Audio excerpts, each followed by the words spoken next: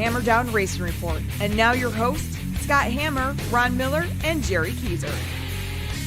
Welcome, race fans, to the Hammer Down Racing Report for the 1st of April. April 1st. Wow. So, I can't believe we're through March already.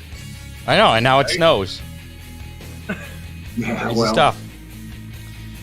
Show number 173. It's the Hammer Down Racing Report presented by Oakshade Raceway. Coming at you live on Facebook, YouTube, and Twitter. Be sure to like us, follow us, do whatever you need to do. Say Hammer Report on Twitter. Follow us there on YouTube. Just search Hammer Down Racing Report. You'll find us. Jerry's getting his groove on there. Tonight on the show, Colin Shipley will be joining us. He's actually on the phone, unless my phone hung up on him. Hopefully he's still there. Oh yeah, it looks like he's still there. We'll bring him up here in a second. What about that other guy? And Rick Eshelman is scheduled to be joining us. Okay. I talked to him right after the show last week, and he called me again Tuesday. So we'll talk about that a little bit later. I believe both those gentlemen, both of our guests are over at Farmer City tonight, and we'll talk about why that is as well. We're going to push the racing roundup back just a little bit. We'll get to Colin, but first, I want to give a shout out to Oakshade Raceway, where the fastest meet to race, racing every Saturday night starting on April 24th with the Bill Reckner Memorial, and they're going to have the late models for this Bill Reckner Memorial, something that's a little bit different. Thank you, Ron. We'll get that taken care of. What, Scott? Oh, look. Yeah. So late model sportsmen, bombers, and compacts opening night, April 24th. Everything else pretty much the same. I'm sad I'm going to miss it. Gates. I'm sad you're going to miss it too, because now I got to find somebody to help me. I still need to do that. Still trying to get my car together. I got a lot of stuff going on right now. Oh my gosh. I just talked to Alan today about getting some graphics done, so we're getting there. How about we kick things off here with Colin Shipley? I guess he's fresh out of his car. Colin, you there? Hey guys, what's going on? Hey, Colin. So before we get it, ran in and got my phone. Say that again. I just got out of the car and then ran in and got my phone. I didn't realize how late it was. All right. We got an hour time difference. Oh, that's right. Over there in Illinois, Farmer City. What time did you get there this afternoon? Oh, I don't know, probably 3. Okay. Have you run Farmer City before? I've only ran it once, and it was actually my first race for the 604. All right. How'd you do? Oh, I broke. We didn't do too well. Well, you've been kind of on a hot streak as of late, the start of this season. I mean, you've been traveling around. You went down south and past couple weekends at Attica. Tell us what you've been up to early this season so far. Thanks. We decided early on we wanted to go down to Florida, and I was just hoping we could make the show at a Southern All-Stars race. And we ended up starting 15th Friday and finishing 6th. And then Saturday we started 7th and finished 7th. And then after that we decided to head back locally by Attica, and we started 4th and finished 3rd in that feature. And then the next feature we started 1st and finished 7th. So that's not too bad. And you got a heat race win there. What was that, this past weekend? Yep. So how far off is that first feature win for you in a late model? Hopefully it's not too far. It'd be nice if we could get one this weekend with the World of Outlaws. Oh, yeah. Absolutely. That's not a tall task or anything. Colin, if you got a win this weekend, would that change your schedule for the summer, your plans for the summer? I don't know. It might. What as of right now, what are your plans for the summer? We're not quite too sure. We're not sure if we want to try and go for a championship locally or if we want to run the Merit Tri-City deal. Okay, so you kind of have the Rusty Schlenk philosophy of I'll see how I feel in the morning and figure out where I'm going from there. Pretty much. We're just going to start off the season and see if I'm doing too good and in points locally to leave and go to Michigan, then we'll just try and see what works its way out. All right. What kind of equipment are you running there? We have a Domination race car with Swift springs powered by a Mullins LS7. All right. Is this the same thing you have been running, or is this different this year? Nope, this is the exact same thing as the end of last year. All right. So what do you attribute the change in success to start out the year from last year? Not that you were doing bad last year, but you know. We fixed the driver. The driver was a real big issue. Yeah. No, I don't lot believe that. You did a really good job last year, especially in Oakshade. You know, logging laps, getting faster each and every week. But you know, just come out of the gate this year swinging that well in top tens right off the bat. How does that make you feel? You're getting ready for the season to start locally. That makes us really excited for this season. We're ready for Oakshade to open up and see how we can do back home. Now, some of our listeners that may not be familiar with you, you're 15 now, right? Yep. And you've been doing this for how many years? Have you been driving a late model now? 2, I believe. Well, 2 and 5 races. Okay, I was thinking it was somewhere a little more than 2, but I mean, yeah. So you've been doing this since you were 12, 13 years old? Yep. All right, getting a head start. Colin. I mean, by the time you're 20, you're going to be ready to retire, I think. He'll have Ron. No, I don't want to retire at 25. What were you saying, Ron? Colin, what are you doing to keep your mom settled down when you're racing with Rusty? What are you telling her that'll make her? How do you keep your mom What do calm you when tell- you're racing against Rusty? Is what he wants to know. I don't know. I don't know how crazy she is when I'm racing with Wayne. I just hear what she tells me. I don't know how much of it's true or not. But did you tell her anything to try and calm her down before you guys go out on the track and are racing against each other? Not really. Okay. Kind of just give her a candy bar and tell her it'll be all right. So I don't know. I just okay, love you. Have a Snickers. So I mean, you got a lot of talent behind you in your racing. Who would you say some of your biggest influences are on your racing style? Well, it's definitely my parents. I mean, between having Rusty, who's a full-time professional driver, and my dad, who's got in a car before. He's gotten a car before. He's done a little more than that. So I mean, yeah, he's one. Mm-hmm. He's not professional though. Okay. He does pretty good. Anybody else that's a big influence on your racing? Well, I gotta say something now before my dad kills me. Okay. He does pretty good. He always beat me. I don't think I beat him once in a heat race. But other than that, influence-wise, I mean, I watch all the top guys every week. That's what I do during study hall. I probably shouldn't, but I do. So you watch videos of Scott Hammer in the Ocho, right? What was that? You watch a lot of videos of Scott Hammer in the Ocho. Yep. Yeah, that's where you learn what not to do. That's where you learn what not to do. So do you feel any extra pressure, having Matt and Rusty behind you there? Do you feel like you got some expectations to live up to? Not yet. I think I will once I start running better. Right now, I'm just focused on learning and trying to consistently finish. All right. How'd you come up with the number 44? Why is that your number? Well, I just copied my dad. We were going to run, since we were Team Shipley Racing, we were just going to run the same number, and then I was going to have S at the end. And then we had inverted colors. So he was black with orange, and I was white with orange. And then once he stopped racing to help my team, we just kept the number. So speaking and of, I think, go ahead. I think he got it from his first bomber. I believe the first car he bought already had the numbers on it, and he just stuck with it. That works.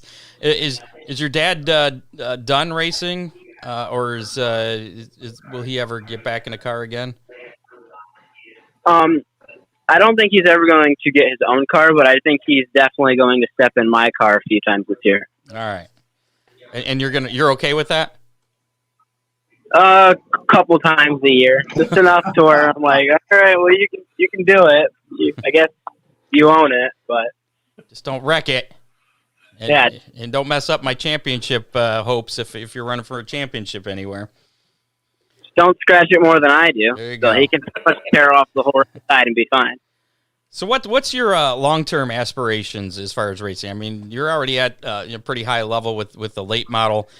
Is that where you see yourself for the unforeseen future here? I mean, or do you have aspirations to maybe advance up to maybe like the World of Outlaws or ARCA, or NASCAR or IndyCar or whatever? Where do you see yourself maybe 10 years from now? My dream will always be in the late models and running a Lucas or World of Outlaw tour. But I'd be open-minded to running like anything above that. Like if we were to get into the Xfinity series or anything, I would, but my heart would always be with the late models and Lucas. What else have you run besides the late model? I've only ever ran a kart in a late model. We never really had any step-in cars. You know what I mean? Like we never progressed. Rusty it was cheaper for us to use parts that Rusty already had to build a crate late model. So I've only ever ran a clone kart in a late model.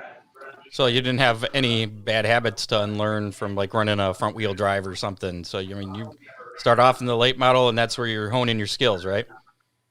Actually, I did race a quarter midget once for Chad White, but I still have bad habits from karts. Karts, the only issue with them is they don't have any roll steer, so you don't really counter steer. You have to barely move the wheel, and that was a big issue the first season in the late model is you have to move the wheel.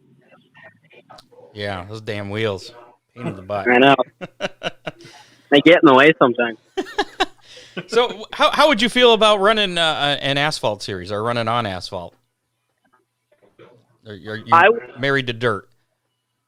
I would definitely try it. Like I would try anything. I don't know if I would switch to asphalt unless it was a higher ranking than like the World of Outlaws. What about a sprint car? Sprint car on dirt or asphalt? Either way. I would try anything. My mom's gonna kill me if I say yes, but I would race anything. All right. How supportive has your mom been? I mean, she's there behind Rusty, and now I see a lot of her supporting you. Yeah, she's super supportive. She helps all the time. She sells my T-shirts for me, and sometimes she's not even able in the pits and hang out with me while I'm racing because she's out selling T-shirts. So I would say she's probably as supportive as they get for mom.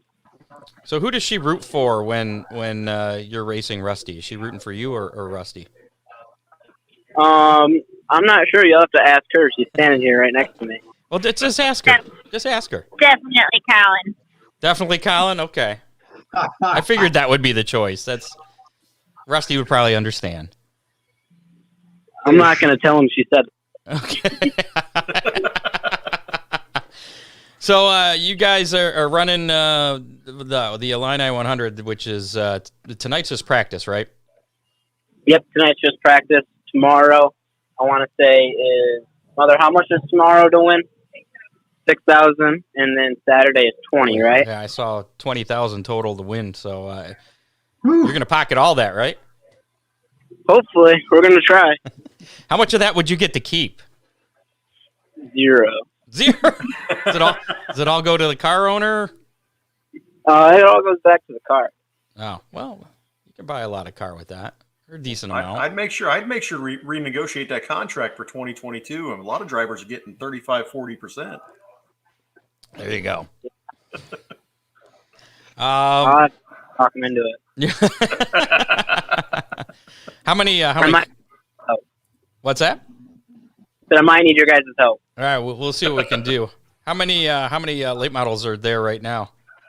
Any idea? Oh, I have no clue. There's too many to count. Who would you be most satisfied in beating this weekend, other than Rusty? I would be happy just to make the show this weekend, but other than Rusty, that's hard. I don't know. Really. If I could just beat any of these guys, it's really an accomplishment for me. It's going to be a win in my book if I can just make the show here.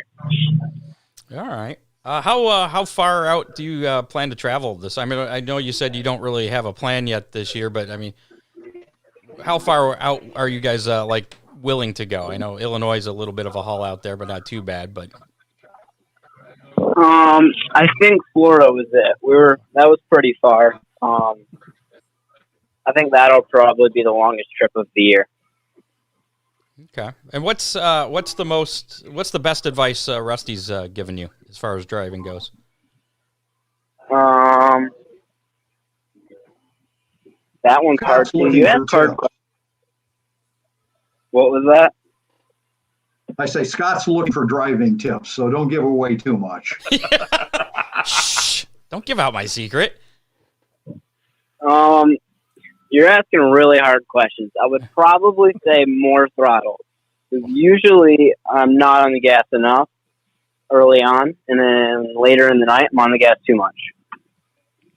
All right. So try throttle control is the biggest thing I've learned from Rusty. Well, I mean, we've seen you progress over just the past couple of years, and hopefully we get to see you out at Oakshade this summer. Do you have any plans at least hitting Oakshade once or twice? Yeah, I think we plan on running Oakshade a lot, and that's going to be our filler for if we don't run the point. So if we decide to go up to Merritt and Tri-City, whenever we're not racing that, we'll probably race Oakshade. All right. I've talked to people that have won championships at Oakshade that had said that they're not planning on running a full season at Oakshade and doing other things, and then they start off the season and do well, and they're in the top 1, 2, 3 in points, and they end up running the whole season. Is that a possibility? Could that happen? Yeah, that's a possibility. We might run for a championship at Oakshade, but we're not sure. It really just depends on how we're doing in points after the first couple nights. All right. Well, you got a few weeks to figure it out, and you know what we say about our guests. I know you've been on the show with your dad when we were back in the studio a few years ago, but so I don't know if you remember this, but usually when we have guests on the show, they go on and win their next race. So no expectations, but we expect that feature win tomorrow night. Why did you have to tell me that? You should have told me that after. No. I thought that's why you wanted to come on the show. No pressure there, Colin. No pressure. Yeah, now if I don't live up to that, it's your fault. Yeah, Scott. Okay. That's why it's the Hammer Down Racing Report. I'm willing to accept that responsibility, but I'm sure you're going to do well this weekend. You're up against some pretty stout competition, but I mean, you're going to probably pick up some things from the best out there. Not that you don't already with the people you have behind you, but we wish you luck. Are you going to go back out on the track again tonight, or are you done? I think we're waiting until it slickens up a bit. I ran in the mud. It was wide open. We're hauling the mail right now. So I think we're going to wait until the track slickens up a little bit, and then we're going to send it out one more time. I don't like running the mud. Well, whenever we do hot laps, I always go out and try to win hot laps. So you go out there and make sure you win practice tonight. All right, will do. Hopefully I don't lose practice. That'll be a really bad time. Yeah, don't do that. That's it. All right, Colin, we appreciate the time, and good luck out there in Illinois. Thanks, guys. I would just like to thank a couple people first before I go. Oh, go ahead. I'd like to thank my parents and my grandparents for helping make this possible, and I got to thank my crew guy, Colin Shipley, and I got to thank a couple sponsors. I'd like to thank Domination Race Cars, Dominator Race Products, Speed Shark Graphics, DP Racing Tools, Schaefer Specialized Lubricants, Velocity USA, Swift Springs, and some racing equipment.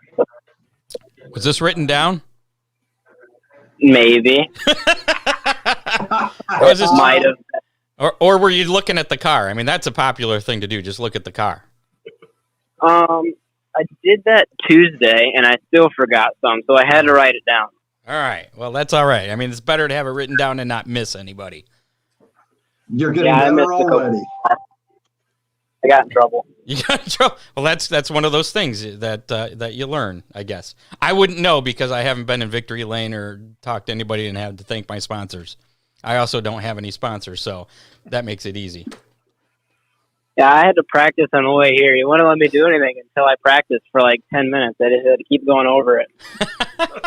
You were on. And I wrote down. You were on Horsepower Happenings earlier this week too, weren't you? Did you get all the sponsors there? No, that's when I missed them. Oh, I failed. okay. I missed two, and then I'm glad you dad messed it up on their show. After that, I wrote them down. All right. I planned on writing them down for that, and then I started eating dinner, and then I got the phone call. I'm like, oh God, I forgot. All right, Colin. Well, good luck over there in Illinois, and we'll see you around here once we get a little bit more racing closer to home, and I'm sure we'll probably see you at Attica again. Obviously not tomorrow, but that's another story. Thanks, guys. Yep. See ya. See you, Colin. Scott, Colin, before wait, you Colin, leave, you somebody still there? wants to know. He's gone. Somebody wanted to know where he's racing Saturday night. He's going to be at Farmer City. Okay. Farmer City. That is tonight's practice. Tomorrow night, as he said, 6,000 to win, and then six to win, $6,000, 20 on Saturday. Then the main event is Saturday night. So yeah, him and Rusty are both out there competing there in that World of Outlaw deal. And the voice of the World of Outlaws, Rick Eshelman, should be joining us. Hopefully he didn't forget or account for the time change. I might have to send him a message here in just a little bit. I told him actually having more car problems. I told him that that we were going to push him back to 7:45 as he's going to be our secondary guest. And I talked to him for about a half hour after the show last week. Apparently what happened was with his car trouble, they were in the parking lot of Texas Roadhouse, and it was a downpour, I guess, and they had their little beeper thing waiting for their table, and they were in the car so long with it idling that apparently whatever car he had has some kind of thing that it's an idle shut off. I don't know. Maybe he's making, Ron, is this a real thing, or is he making things up? It wasn't April Fool's Day when he told me this. Okay. I don't know. How sophisticated could a 1985 Chevy Citation be? I think this was a rental car, but anyway. Okay. Well, who knows? He couldn't get it to start, and then at the same time that happened, it was time for their table to be ready, and I don't know if I can finish the story because right there he is. We were talking about you, Rick. Yeah, my ears were burning. So anyway, Mr. apparently welcome to the show. He had to go in and finish. Miller, how are you? He had to go and eat, and he couldn't call or talk to us last week because he was busy dealing with the car thing. Now hang on, there's a story behind this. I just told the story. Yeah, you told the story. Now I'll tell the truth. I actually had a car. He told his version. Everybody being in the racing business knows enough about cars to get by without being dangerous. Have you ever heard of a car that has a 45-minute idle shut-off on it? I just asked Ron that. Semi's doing it. The car will shut off after 45 minutes of idling. Supposedly, that is what a Nissan does. How did you reset it? You let it sit for 2 hours, eat your steak, come out, and it starts. Hey, Only you, I don't my make this friend. stuff up. It happens. Rick Eshelman, voice of the World of Outlaws, and you've done just about everything. You were voice of Toledo Speedway, Oakshade, Eldora, Flag City, I guess it was. What did you work at? Was it when it was Millstream too? Are you driving? Lima Land. Are you driving? I am. I don't. I am. I don't think this is safe. Actually, I have one hand on the wheel, one hand on the phone, one eye on the road, one eye on you guys. All right. Aren't you at Farmer City? This is great. Yes, I am. They're practicing right now, and well over 30 cars there. It is very cold. Looking at the temperature gauge, guys, it's 38 degrees. Yeah, I like the hat. It's very nice. We just talked to Colin Shipley, who's actually just got off the track practicing a few minutes ago. Yeah, it's a pretty good crowd. There's a lot of cars there. So there's some fans, a lot of campers, and it's going to be a big weekend. So looking forward to 2 nights of racing here in Illinois. And it's Farmer City's first race. Most of Illinois, it's their first race anywhere you go. So this is kind of a neat thing. All right. Well, let's talk about you and your announcing career, because like I said, you've announced all over our area and then have gone on to World of Outlaws and other bigger and greater things. When and where did you actually get your start for announcing? Well, it's kind of an interesting story. Of course, I grew up around pavement, which back in the day was, the racing to go to. Everybody knew about pavement. Dirt was kind of a quiet thing that you knew about. And it grew so fast that it was amazing the way it took off. But in 1979, April of 79, working at Flat Rock Speedway under the tutelage of ARCA and the late John Markham, the president of ARCA, their announcer didn't show up on opening night. And I had been practicing on a Panasonic cassette tape recorder. So Ron Miller, that's where Mr. Microphone actually came from. And the announcer didn't show up that night. And they said, "You want to give it a shot?" I said, "Yeah." I was hooked. And from there, you know what they say, the rest is history. All right. And Rick, would that have been Howard Williams that was the announcer then? Yes, and Ron, is the reason I wanted to become an announcer. My dad started taking me to Flat Rock when I was 3. By the time I was old enough to understand, what racing really was, at about age 10, from 10 to about 13 or 14, I sat in the grandstands as close to a speaker as I could because I wanted to be like Howard Williams. He is the reason that I'm announcing still today. Of course, many other reasons, Jack Pfeiffer and Gary Lindahl and some of the ones that I grew up learning from and, being around. But yeah, Howard Williams was the reason. I think my dad has talked about him. And he was a good announcer. Yeah, he was, to me, the best there ever was. So, it's kind of what I wanted to be like him. So how did you get to Millstream? Like you, Miller. What's that, Scott?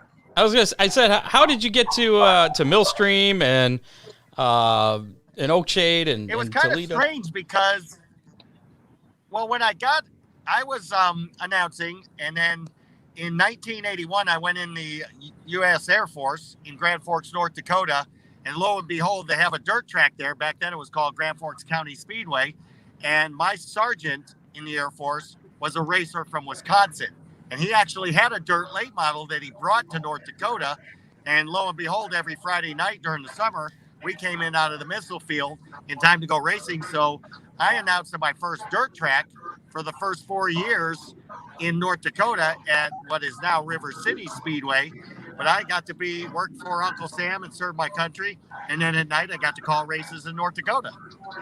Nice. So then from there, came back to Michigan, went back to work at Flat Rock in Toledo, and started just getting out there. And Jack Pfeiffer offered me to come to Oakshade. Uh-oh. Come back, Rick. Go. All of a sudden, Rick has been replaced with Jerry Keyser. Well, I kind of feel like Rick now after that story with all the tracks he's been at. I'm kind of feeling the same way here lately. Oh, well, I think we got him back here. Cool. Sort of. I don't see a picture yet, but I'm here. There he is. All right. There he is. So Jack Pfeiffer from Toledo, who I worked with for a little, said, I announced at Oakshade. Why don't you come out and check it out?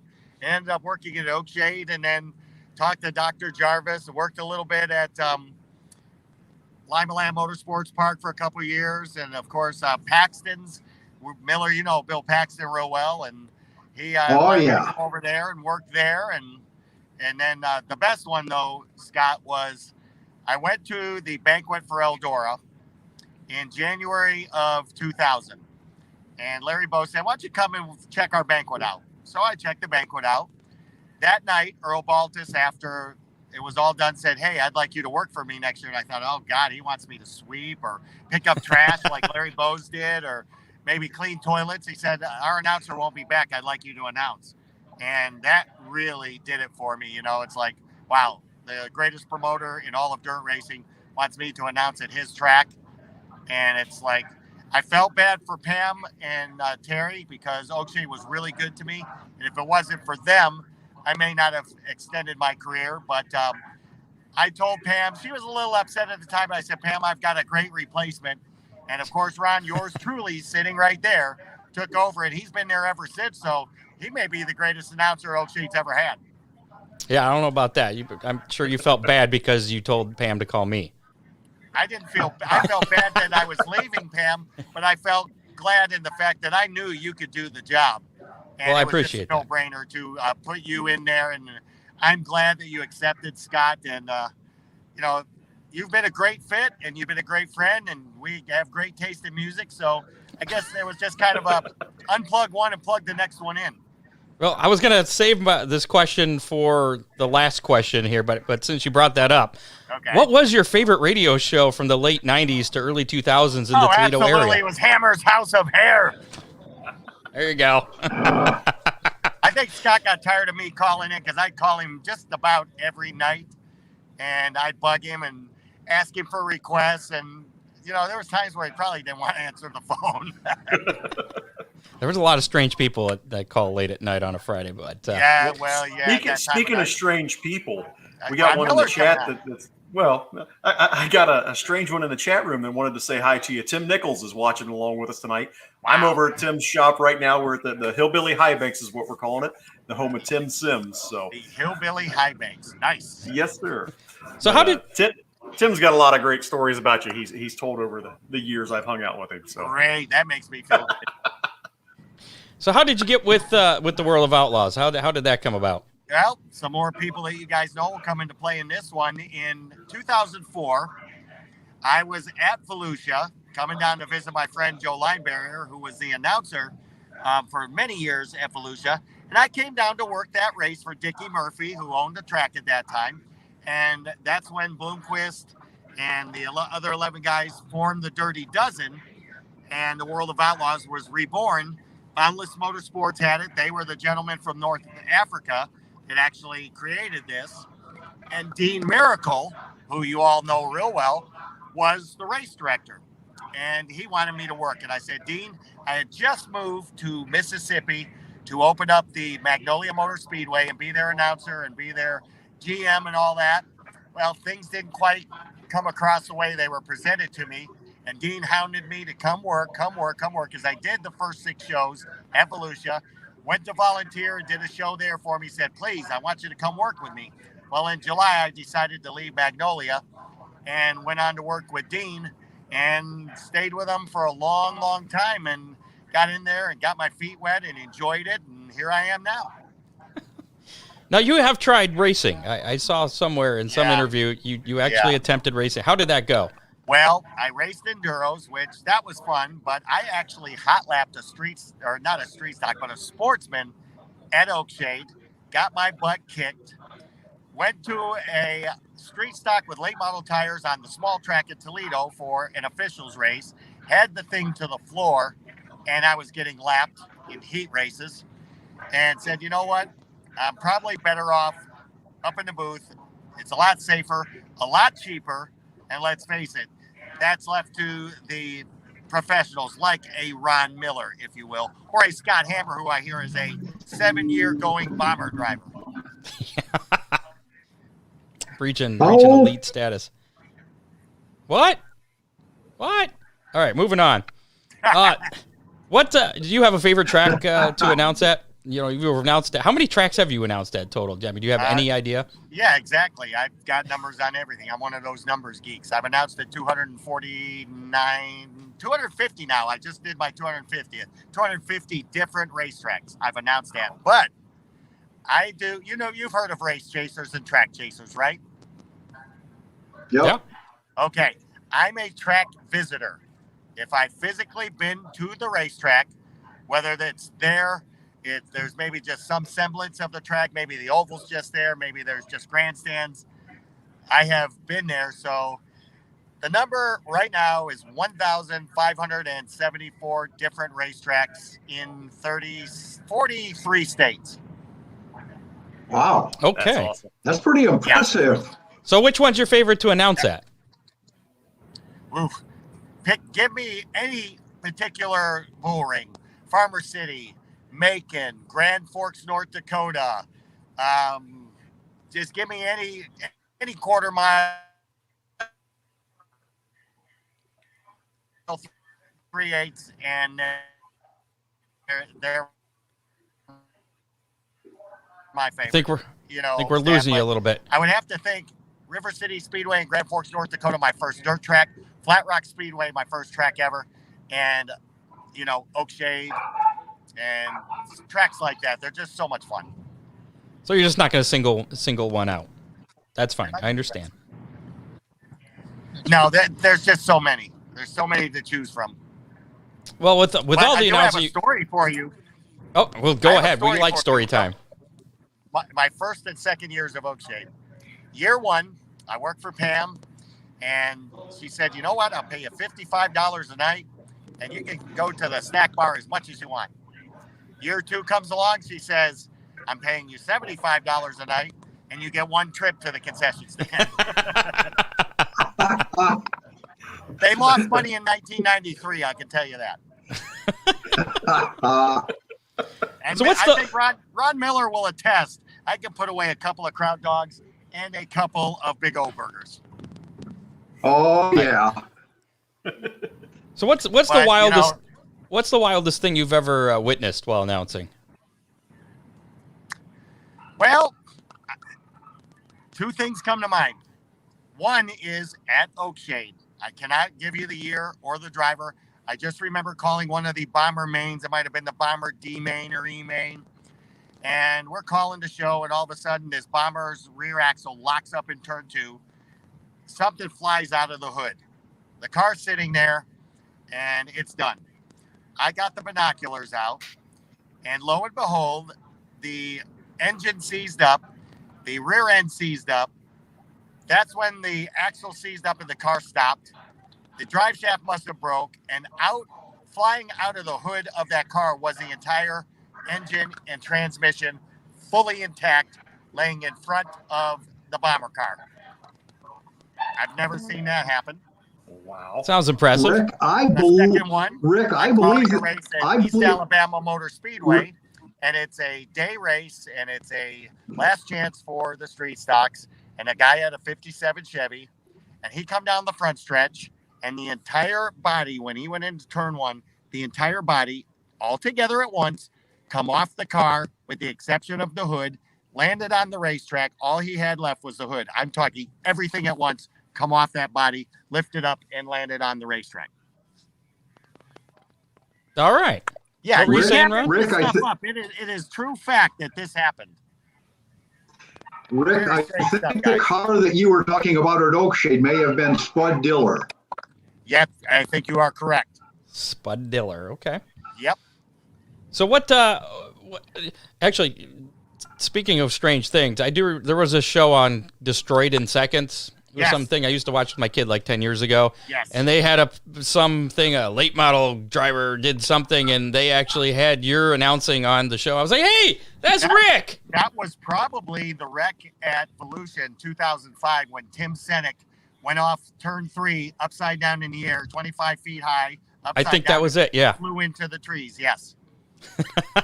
Yes. Yep. I remember that like it was yesterday, because that's when the guardrail was only 2 feet high. He got shoved into the guardrail. It put him up in the air and then up and over the road and out of here. Now, you like to tell jokes. What's the worst joke that you've told that you can actually tell? Well, I will actually tell you the first joke my father ever told me. It sticks with me. It's been there forever.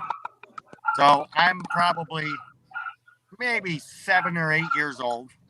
And my dad says, I got a joke for you. And I'm new to jokes. So I'm like, okay, let's hear it. He says, there's a guy laying in a hospital bed, and the doctor comes in, and the doctor says, Mr. Smith, I have good news and I have bad news. And he says, okay, what's the bad news? He says, the bad news is last night we had to amputate both of your legs up to the knee.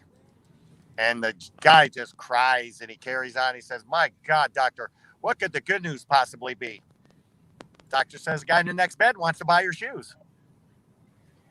All right. Now you have. Wait, hold on. Here it comes.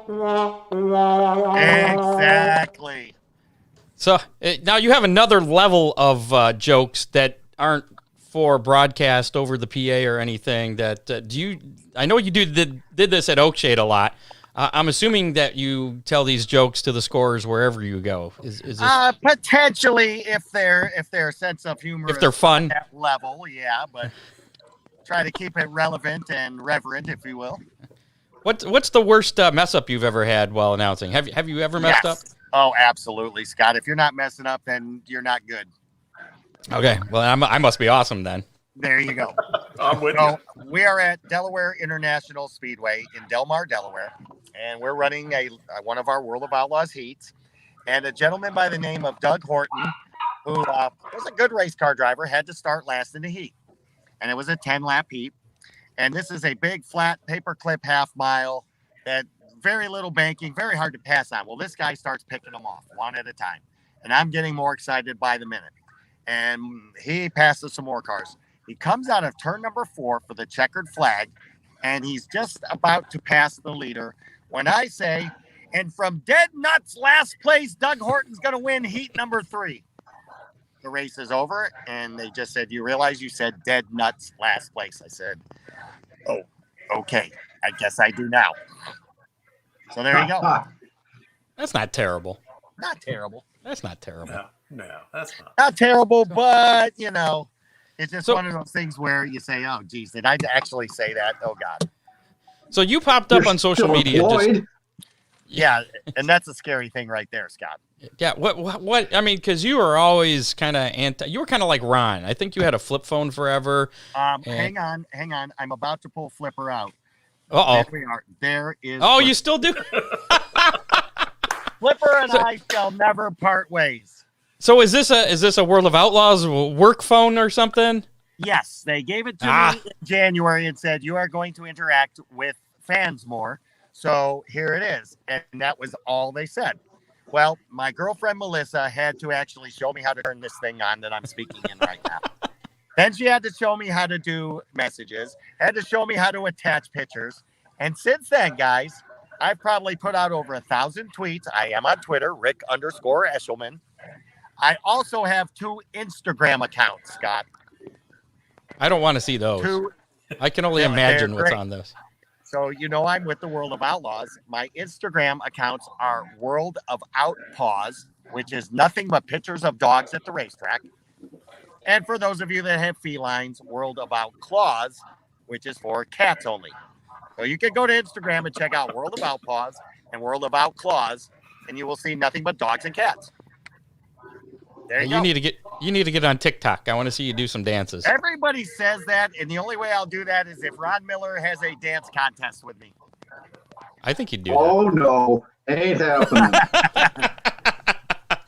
So the World of Outlaws stuff, is that on Dirt Vision? As far as streaming? Yes, we will be streaming tomorrow night, dirtvision.com, presented by Dryden. They stream every race that we have. The cool thing is, Scott, wherever we go, it's not just the World of Outlaws events that they stream. They stream every support class that's there the entire night. And so you're getting to see, you know, maybe street stocks from, well, this weekend, perfect example, 604 Crate Lay models, Dirt Car Street stocks, and Dirt Car UMP Open Wheel Modifieds will all be on the card on Dirt Vision along with the World of Outlaws. So it's really a cool thing. And do they take your audio for that, or do they have a separate broadcast crew? Now there is free audio on dirtvision.com. You don't even have to subscribe. You can get the free audio, but the video, all of it is on dirtvision.com with a fast pass or with the platinum fast pass for the year. You have your choice if you want to watch it by the month or watch everything all year long. So there are a few options there, and it's not just World of Outlaws. It's World of Outlaws Sprints. It's Big Block Modifieds. It's the Summer Nationals. It's racing from Limaland. It's racing from Williams Grove. It's stuff from over in Australia. So a lot of fun. And speaking of Australia, Ron Miller, you have raced over there, have you not? Have you raced over there? Yeah, I've been there 4 times. Yeah. Okay, I went in December of 2019. Got to announce a late model night at the Perth Motorplex. really cool. A lot of fun. I really enjoy Australia. Oh my Boy, gosh. do they race for nothing. Yeah. I talked to Craig Vosberg. Did Alan Blake 31 meet late up with you? They had a 50-lap race, 31 late models. It paid $1,000 to win Australian, which Craig Vosbergen said it boils down to about 600 American for 50 laps. Yeah. Wow. Yeah.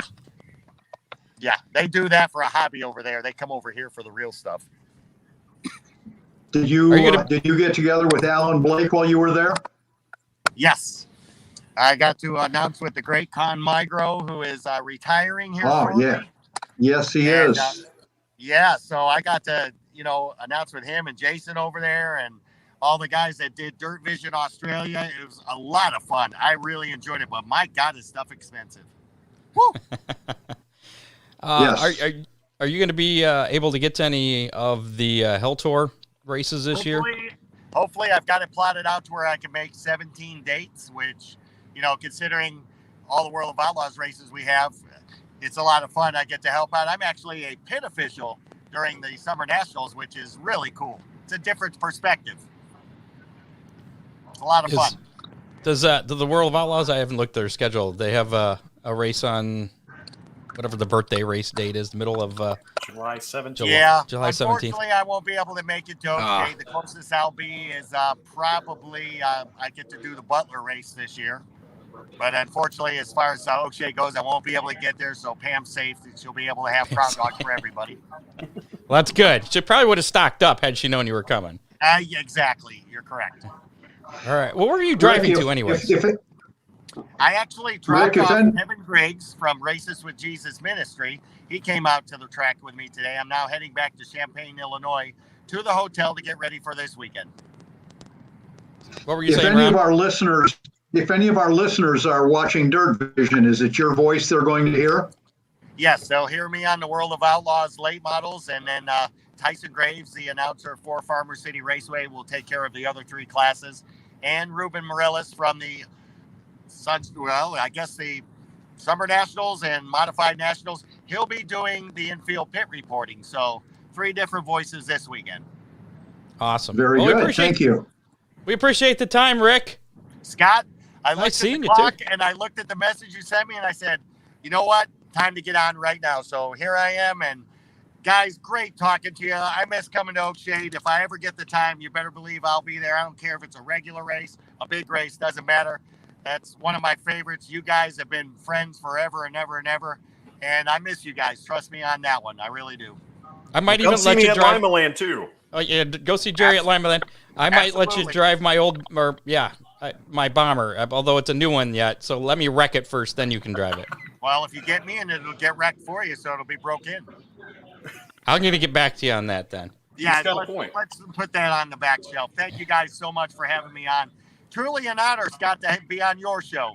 That was really cool. Honor having you. I mean, we met working down at Flag City for the Paxtons, and yeah, I've known you for quite a while. Holy crap. Well, yeah, over 25 years, pushing 30. That's scary enough. Yeah. And I know Miller and I go back to when rocks were money, so. That's it.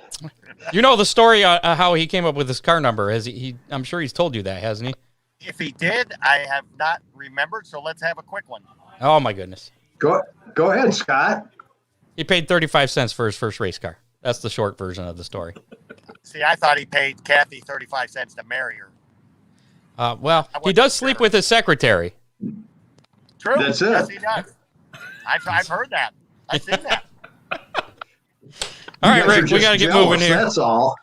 Yep, it's getting off on a sour note here, so we'll just end it at that. But, guys, thank you again for having me on, and I hope you guys have a great season. I hope you're allowed to have as many fans as you can put into place. Absolutely. Have fun out there at Farmer City this weekend.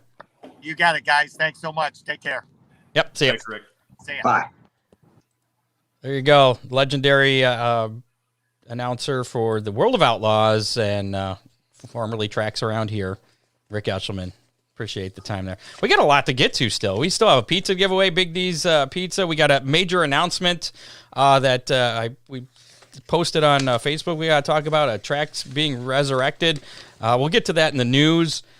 Before we get to that, I haven't mentioned our sponsors other than Oakshade, unfortunately. So we got to mention Real Geese Silhouette Decoys, Millstream Speedway. We had a good talk last night with Jerry of making the announcement that you're that's another one of your announcing gigs now. Yeah, my weekends are now full. Friday. I thought it was official Saturday. before, but yeah, go ahead. What is it? Friday, I'll be at Eshleman Motorsports Park announcing there. On Saturdays, I'll be down at Shady Bowl in DeGraff, Ohio, playing on the pavement, and then back to dirt on Sundays at Millstream Speedway alongside you, Scott. So even though I'm not going to be at Oakshade with you, I will be able to work alongside you when we're at Millstream. We're going to have a good time this summer.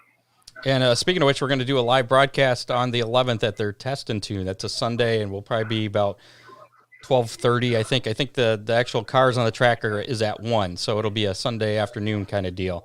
Well, I got a question for you two.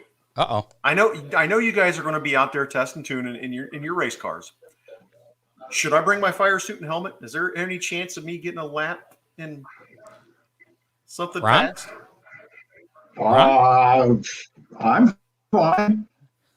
Heck, I let Scott drive my car when he was a Greenhorn rookie. So yeah.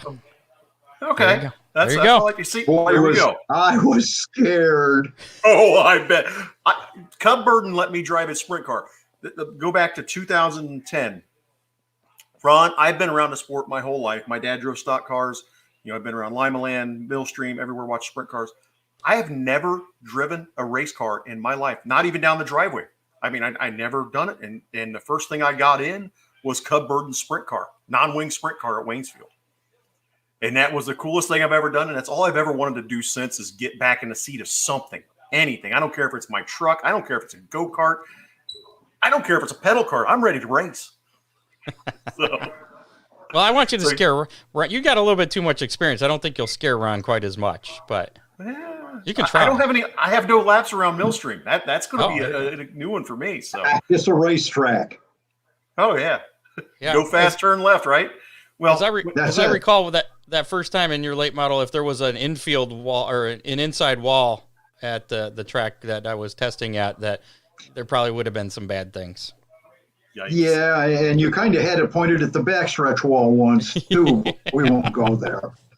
My dad was a track champion at Limaland in 1990, and I'm much like him. I have big, thick Coke bottle glasses. One of the things my dad did teach me is when you're going fast, just count to 3 and turn left. You'll be fine. If you're really hooked up, then you count to 2.5. That makes sense. I like it. Thanks again to Big D's Pizza and also Ron Miller Race Cars. And I saw that I believe you got a shipment of tires. You got all kinds of tires now, don't you? Oh, I do. I've got the tires for the Fremont trucks. I've got the Oakshade Bomber tires in, and my alarm system's going off. All right, then. How about we get to the racing roundup, Jerry, a little bit later than normal, but before we get to that, we got that big announcement coming up. We also have how many chance to win a Big D's Pizza still on the way. We have we got all kinds of the Hammer Down Hotline and the Weekend Weather Pit Stop with Ryan Weekman. And just in case you hadn't heard yet, as far as Attica goes, a little precursor here.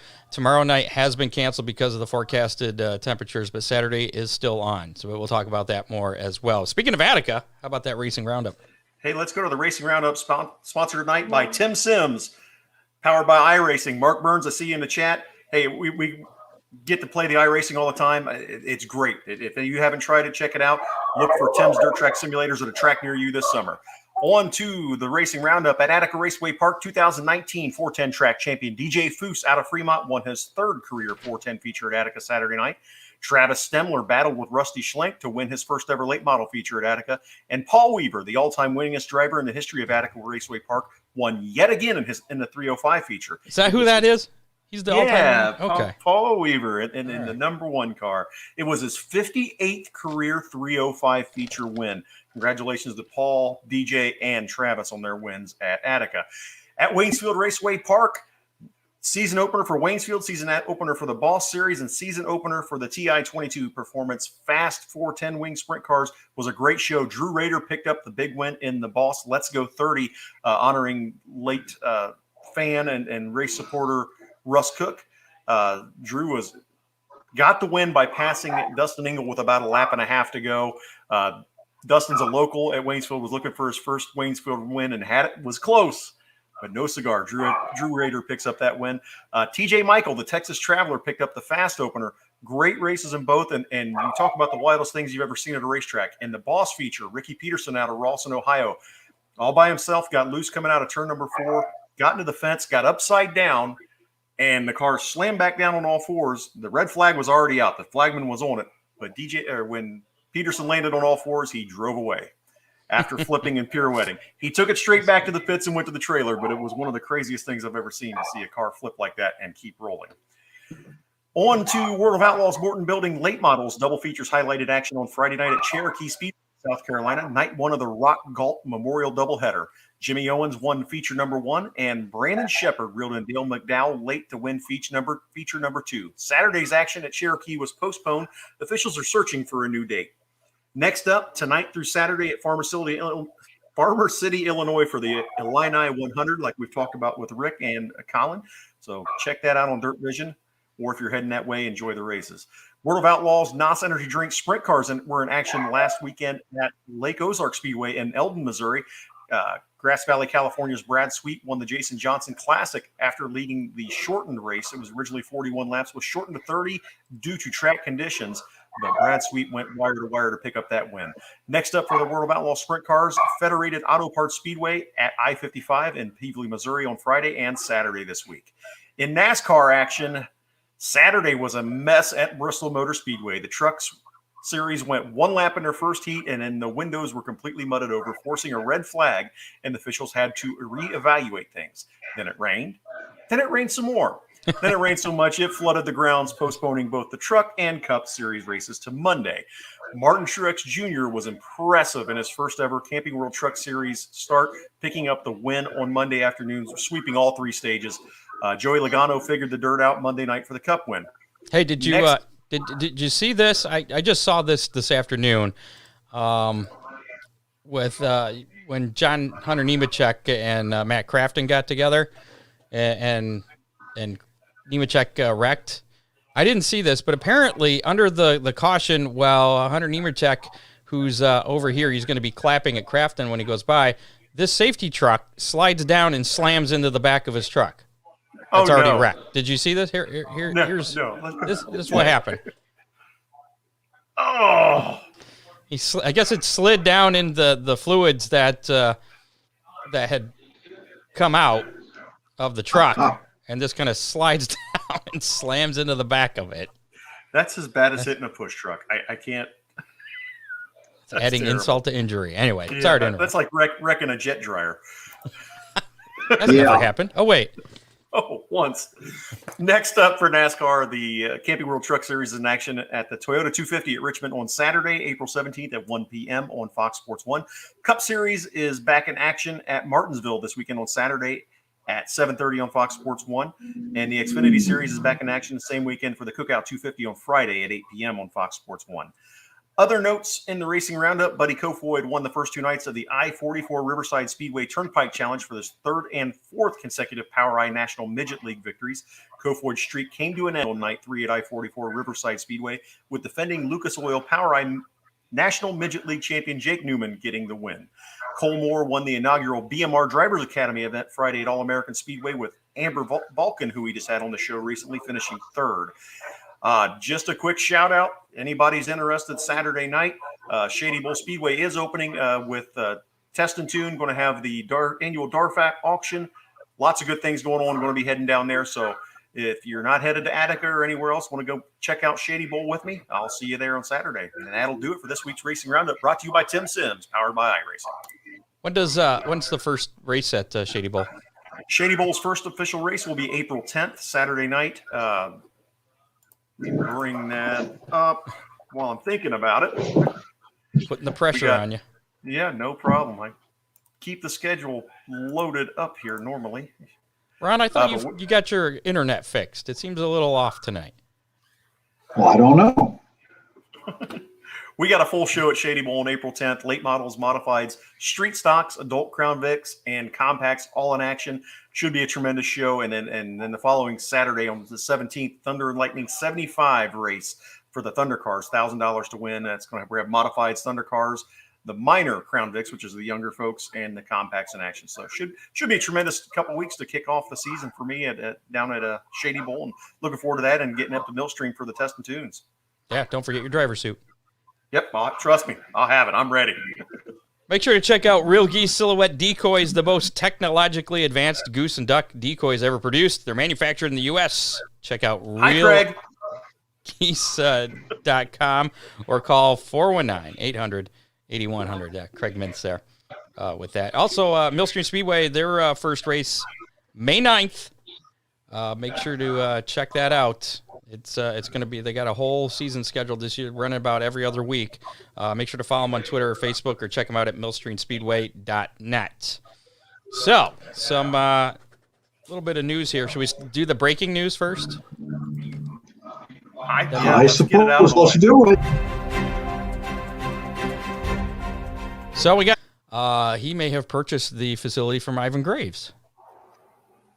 Scott, our stock accounts have been doing really well, and Kathy said, hey, it's probably time for us to invest in a racetrack. We've taken a lot from racetracks over the years, and time to give back. So we've signed a purchase agreement, and they'll be starting to clear that mess real soon. So are you going to run opposite weekend? Are you going to do the Sunday night thing like they used to do on maybe the opposite weekends of Millstream? Yeah, I wouldn't step on Scott's feet over at Millstream, but yeah, we're looking at that. Hopefully, like you said, towards the mid-season, maybe towards the end of the 21 season, and be pretty aggressive in 22. So what classes are you planning on having out there this year? Well, obviously, it'll be the late models. Well, obviously. I'm thinking with the success of the modifieds in the area, we'll be doing modifieds, and the compacts are a good class. So those three, I don't think we're going to go much more than that. And what's the current status of the facility? I mean, are we ready to go racing out there? No, it's a swamp. It's going to take a lot of cleanup, but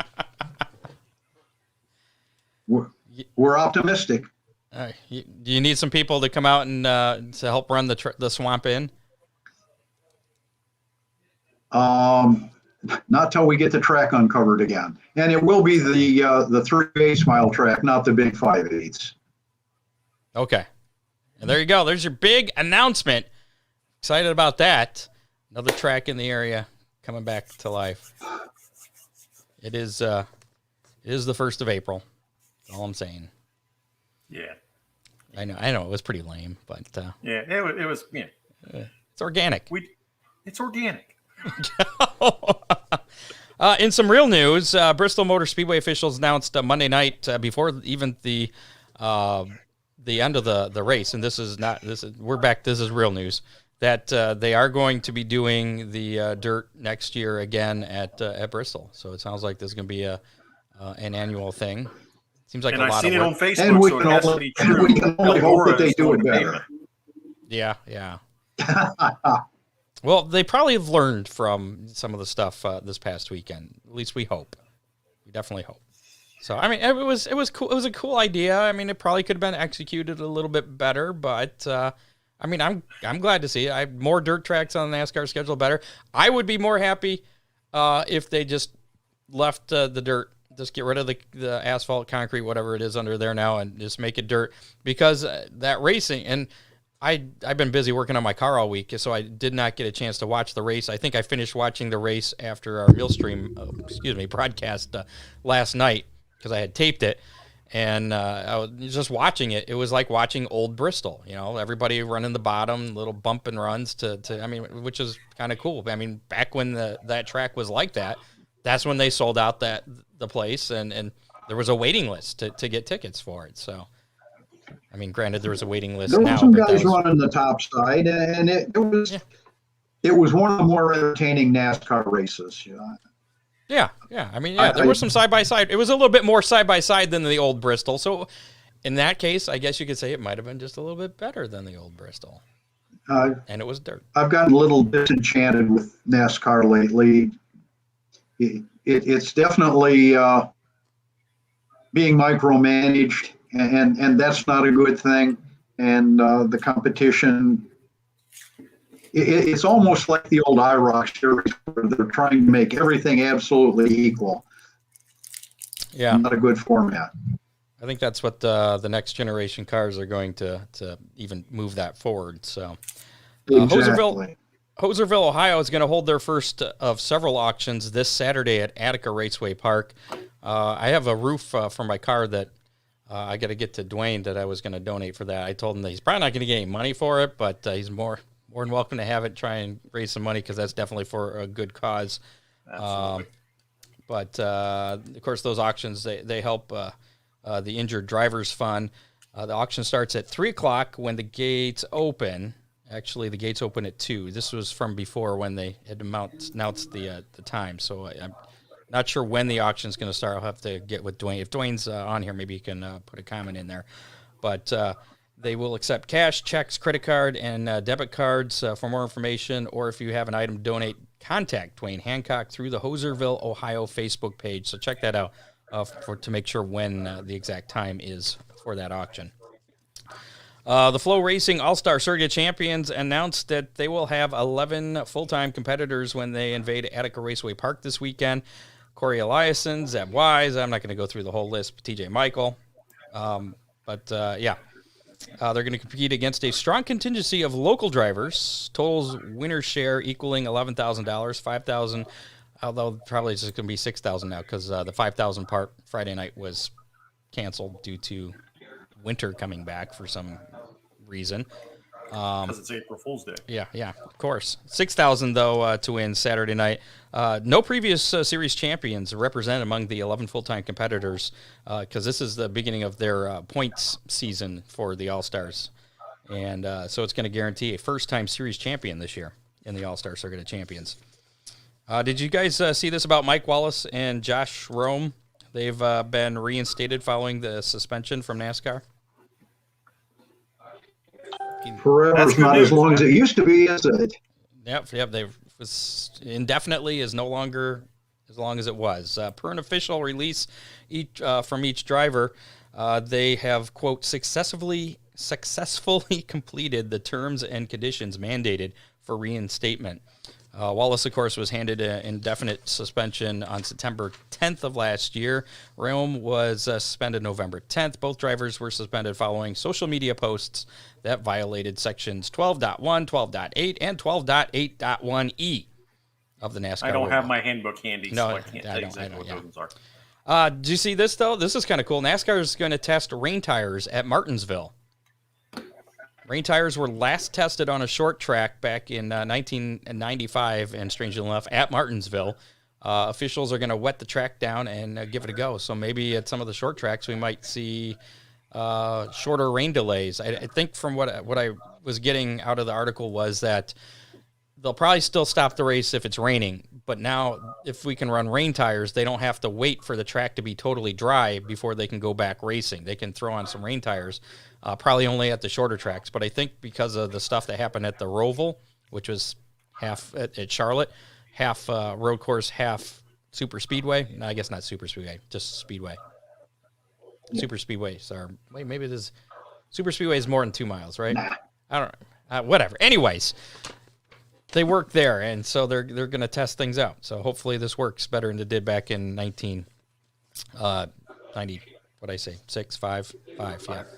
And one last thing, Milan Dragway posted they would not be opening as scheduled for the 2021 racing season. I don't have any more information other than that post, just that it said they couldn't do things safely, so they're not going to open, and to stay tuned for any updates. So, never good news, even if to hear any kind of racetrack, drag racing, anything, not opening up. How about we take a look at our Twitter poll results here before we get to our how many for this week? You guys even know what the Twitter poll was? No. Yeah. I'm not a Twitterer. I need to learn to check it. I got to get better about checking that. Was NASCAR's choice to run the Cup Series on the dirt at Bristol a good idea? Is your screen flickering, or is it just me? It's flickering. Well, hopefully, people, if you're prone to seizures, just look away from the screen for a couple minutes. I'll let you know when you can look back. Stop, Jerry. It's not funny. So the overwhelming. Oh, look, it stopped. It stopped flashing. We're all good now. 50% said yes. It was a good choice to run the Cup Series on the dirt at Bristol. Nobody said no. 20% said who cares, and 30% said should have been Eldora. I was kind of surprised that wasn't a little higher, but so either way, I guess we're all for NASCAR on dirt if we're going to have any NASCAR at all. So cool. Make sure to call Big D's Pizza and Clyde, the Big Nut Double-Decker Burger. It's there. Check it out. They got fries and pizzas, and I'm a pizza guy, but burgers are good. The Reuben Pizza. That's what I'm looking forward to, the Reuben Pizza. Okay. Give them a call, 419-547-1444. Mention the Hammer Down Racing Report. Save 10% off any order. And now it's time to play How Many? Before we play this week's How Many, last week's How Many, we got to take care of a little business here. How many caution periods? We're going to be in the final Cup Series heat race on Saturday night at Bristol. So that number ended up being 0 because they didn't do any heat races after the one lap of the trucks. And guess what number Ron picked? He picked 0. Ron knew something. Ron was prophetic there. I don't know. How did you know what was going on? Yeah. He was watching the weather. The professor knows. The professor knows. There you go. So he is our in-studio winner, on-show winner, I guess you could say. I guess we're not really in the studio. Online, we had 2 people guess 2. 2 was the lowest guess as far as the number of cautions. Really? So, yeah, we're going to have to go to the Big D's Pizza wheel and spin to find out who's going to win a large pizza from Big D's Pizza. So, here we go. Our 2 contestants are John Cole and Dustin Gearhart. So, you ready? Give that wheel a spin. And it looks like it's going to be John Cole. Yeah, he is John. The Big D's Pizza winner. We have a winner. So congratulations. Get with Dean Henry, and you get yourself a large Big D's Pizza. I don't know if we mentioned. Yeah, we did mention this last week. Coming up in a few weeks, we're going to be giving away a 4-pack of passes to Oakshade Raceway, as well as. Am I eligible? I don't know. I didn't make the rule. John, this is John Young's deal. He's a racer out there and a big racing fan. I talked to him a little bit before the show tonight. He's doing this for Millstream as well with the Millstream broadcast, but he's going to do this, I think, the weekend or the show right before the opener at Oakshade. Give away 4 passes, 4 Pepsis, and 4 burgers, I think it was. I don't remember exactly, but that's a cool deal. That's awesome. Yeah. And a Big D's Pizza. So, I mean, you're going to get all kinds of – that's huge. Win. Yeah. But that's coming up in a few weeks. Tonight, just for a Big D's Pizza, that's all you're winning as far as I know, is Tim Sims. You don't got any prize pack there tonight. Don't have a prize pack tonight. But. All right. So, this week's How Many All-Stars will be at Attica on Saturday? I should rephrase it. How many of the All-Star 410 sprint cars will be racing in competition Saturday night at Attica Raceway Park? It's 11. There's only 11 All-Stars. Saturday evening. How many 410s will be competing in the All-Star event? I guess we'll word it that way. How many All-Stars, how many 410 sprint car drivers will be competing in the All-Star race at Attica on Saturday evening? If you would like to play along and a chance to win a Big D's Pizza, put your guess in our Facebook Live comments. If you're listening to us on iHeartRadio or Google Podcasts or your Apple Podcasts, whatever podcasting platform, not live, or watching this video after it's been live, put your comment in. As long as you get the comment in there before noon on Saturday. That's going to be the cutoff. Noon on Saturday. And you can only guess once. You guess more than once, you get the black flag. You can guess the same number as somebody else, and then we'll spin the Big D's Pizza wheel if there happens to be a need for a tiebreaker.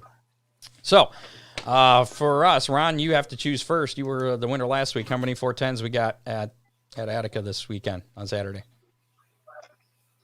I think the Pennsylvania Huskies going to send a few cars over. The Attica faithful plus the 11 that All-Stars are bringing in.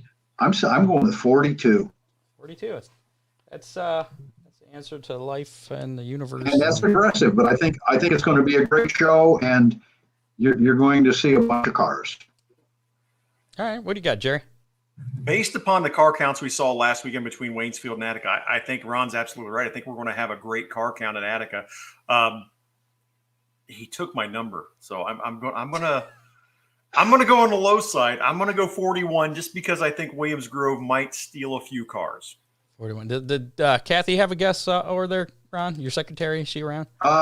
Actually, she's watching on the big screen tonight on YouTube. So maybe she's taking up all your bandwidth. Maybe that's why it's a little like. Maybe that's it. I don't know. All right. I'm going to go with 43 is a lot. So, but if I go with the over, puts Ron right in the. He's got to hit dead on to win. I'm going to go with 43. I'm going 43. That's why I picked 42 because that's the number, guys. That might be. The professor knows. So and Thomas Cole says Atomic is also running. So and now I read that after I already placed my guess for 43. So we'll find out. We'll find out next week who the winner is. Big D's Pizza again. Put your guess in the comments if you haven't. Ron Miller Race Cars, Lambertville, Michigan, 734-856-7223. Give him a call for race cars, parts, safety equipment, and tires. He's got lots of tires. We started talking about this before your alarm went off. You want to talk about your tires you got? Yeah, we've got the Bomber tires. The shipment of nice, fresh Towel City tires came in today. 2 days ago, the American Racers came in for the Fremont trucks. You can also run those on the Oakshade Sportsman on 3 corners. And, of course, you've got to run the Hoosier E-Mod tire on the right rear, but the other 3 corners are open. So, yeah, come see us. We can save you some money and keep you competitive. All right, we'll check in with Ryan Weekman with that weekend weather pit stop in just a moment. First upcoming races this weekend. Originally, Attica Raceway Park scheduled to run the Core and Main Spring Nationals Friday and Saturday night, but the Friday night portion, again, has been canceled. They announced that this morning due to the ridiculously cold temperatures forecast. I saw something, I think I saw Ryan posted this on Twitter earlier today. The first time ever we've had 0 snow in March, not even a trace. And then it snowed today. It's snowing in April, yeah. It's Ryan's fault. It probably is. Saturday, that is when Attica is racing. That was supposed to be night 2. Now it's going to be the only night of the Core and Main Spring Nationals. All-Star Circuit of Champions, $6,000 to win. I haven't heard if they've adjusted the total because of probably not, because they're not going to get it. I'm guessing it's going to stay at $6,000 to win for that. 305s will be in action as well. And gates open at 2. Racing is at 4:45, so make note of that time. A little bit of early time for that. You know, you got Easter on Sunday, so probably trying to get people out of there. I don't think weather's going to be a factor, but again, gates at 2. Racing at 4:45. General admission $25 for that. And speaking of weather, here's Ryan. He's going to tell you what it's going to be like out there at Attica on Saturday. Here is your weekend weather pit stop forecast. I'm First Alert meteorologist Ryan Weekman. Only looking at one night of racing thanks to the bitter cold start to the month of April here. Saturday down at Attica, temperatures certainly will be warmer. Look for highs to reach into the 60s. One thing we'll watch for, though, the breeze out of the southwest that helps warm things up. Could get quite gusty during the afternoon into the early evening. Gusts above 30 or 35 miles per hour possible. Settling down for our Easter Sunday, where highs could approach 70 degrees. That's been your weekend weather pit stop forecast. Looking forward to the raceways getting a little more busy as we get deeper into the season. I'm meteorologist Ryan Weekman. I forgot to play his opening, so I'll play it on the outro. There it goes. Good stop's over. Kind of makes more sense to play it then. Next week on the show, we'll be talking to Doug Doc, Chris Mize of Sandusky Speedway. They have their opener coming up next weekend, I believe. Yeah, that's I think why we're going to have them on. So, yeah, exciting stuff. One last thing we'll leave you with before we wrap things up, our Hammer Down hotline. And if you want to leave a message and be on the show for whatever reason, right there's the number. Call it whenever you want, 419-318-3081. That's 419-318-3081. It's all automated. It's just an answering deal, and you can leave your message there anytime, day or night. And most likely we'll probably just play it back on Thursday night because it's what we said we would do. And here's a prime example of us doing that. Dap, North Dakota. That's the place where we meet after we killed people. Dap, North Dakota. That's the place.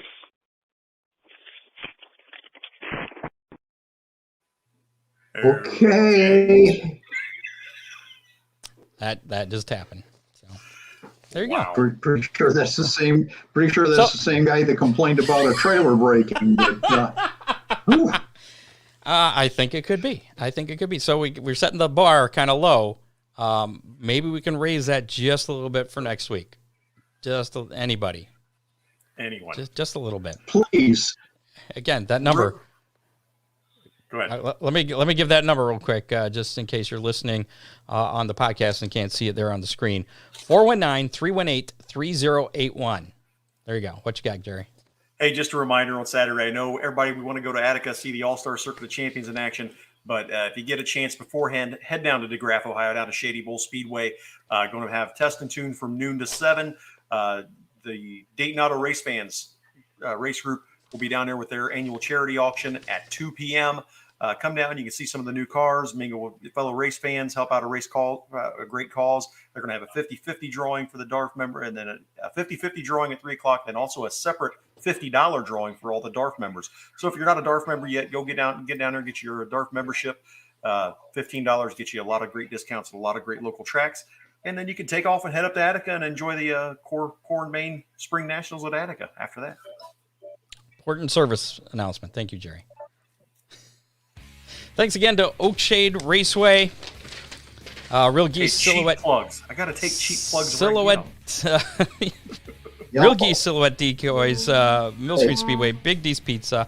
And Ron Miller Race Cars. And look, he's doing business right now. We're gonna mute his microphone there just a bit. And Tim Sims. And Tim Sims. Yeah. I mean, they support these guys because without them, we wouldn't be able to do this show.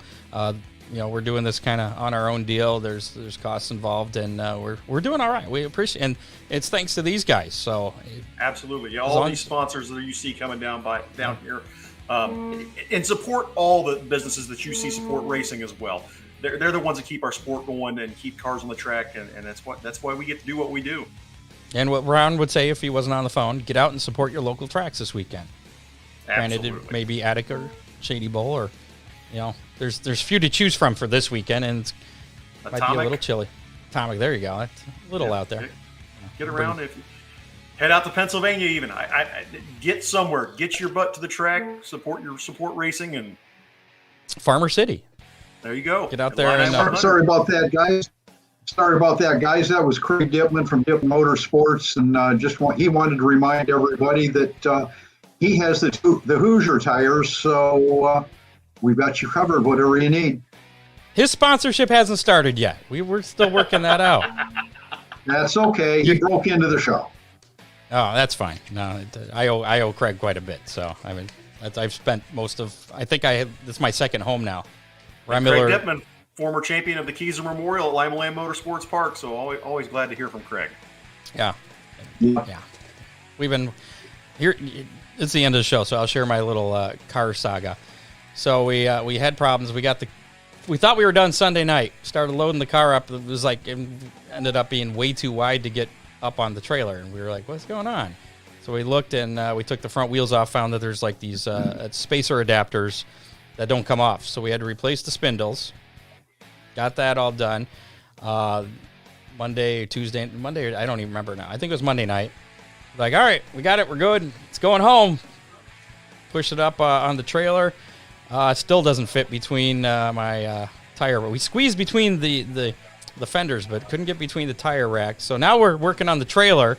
So Tuesday night I was over there. We were putting new fenders on, getting it out there, and this is Craig. I'm pretty much supervising. Craig's doing all the work. So we're reconfiguring the trailer now to try and get that done. We were out there late Tuesday. That was the last time I was out there. So I owe a lot to Craig trying to get this car home. And yeah, so that's the story of the Ocho TNG. It's still not home, sitting over there at Craig's, working on the trailer. Hopefully getting closer. Might have it ready for the test and tune at Millstream in a couple weeks. So anyway, that's it. That's it for the show this week. Thanks again to Colin Shipley. Good luck to him over there at Farmer City this weekend. Nice chatting with my buddy Rick Eshelman again, one of my mentors there. I wish you could see his in front of the microphone persona. It's a little different. Might be a little off color. The same way. Yeah. But Rick Eshelman, a great guy. Again, thanks to him for coming on, and we'll see you next week with the guys from Sandusky. 7 o'clock, Facebook Live, Twitter, YouTube. Follow us on all those. You're going to say something, Ron? You're kind of frozen there. I just wanted to want you to note that Doug Dock said you're correct, and next weekend is a 2-day show. Oh, that's right. I turned off the comments, so I didn't see that. Cool. Excellent. Looking forward to talking to them next Thursday night. And it's not going to be April 1st. And yeah, Bryan Speedway is gone. That wasn't a real thing. I know there might have been like 0.1% that actually believe that. So just in case, I don't want to be. Well, you said that they were going to be racing this summer. I don't think they are. I mean, it's possible, but I don't think so. Yeah. So, all right, we're out. Let's go home. Go eat. Good night, everybody. See ya. Okay. You have been listening to the Hammer Down Racing Report, available on demand on iTunes, Google Podcasts, Spotify, or your favorite podcasting platform.